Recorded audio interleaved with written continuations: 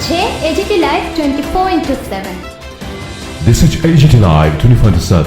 ছাত্রদের সঙ্গে পরিচিত হওয়া, কথাবার্তা বলা, একটু উৎসাহিত করা, আমরা তাদের পাশে রয়েছি বার্তাটুকু দেওয়ার জন্য।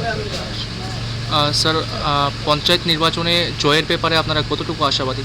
না, জয় তো নির্ভর করবে মানুষের ভোটদানের উপর, কিন্তু মানুষ তো ভোটের অধিকাংশ জায়গায় তো ভোটই হচ্ছে না। 75% আসনে তো বিনা প্রতিদ্বন্দ্বিতায় এরা জয়লাভ করেছে। ছাত্রীদের নমিনেশন দিতে দেয়নি, ভয় দেখিয়েছে, মারধর করা হয়েছে, ব্লক ঘেরাও করে রাখা হয়েছে, প্রার্থীরা ইনজিওর, প্রস্তাবকরা ইনজিওর, অনেকে যারা দিয়েছিল তাদেরকে প্রেশার করে অনেকে উইথড্র করে নিয়েছে। একদলীয় শাসন ব্যবস্থা কায়েম করার লক্ষ্য নিয়ে যা করারটা তারা করার চেষ্টা করছে। তা সত্ত্বেও সাহসিকতার পরিচয় দিয়ে বিভিন্ন জায়গায়, যেমন আমাদের এই পঞ্চায়েতে 11 বিশিষ্ট আসনে আমাদের নির্বাচন হওয়ার কথা, এখানে 6 জন সাহস করে দাঁড়িয়েছেন।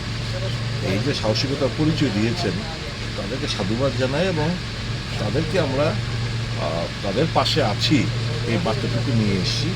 দারুণ লড়াই হবে আমাদের বিশ্বাস। যে কটা আসনে আমরা প্রার্থী রয়েছে 905টার মতো 13 রাজ্য জুড়ে,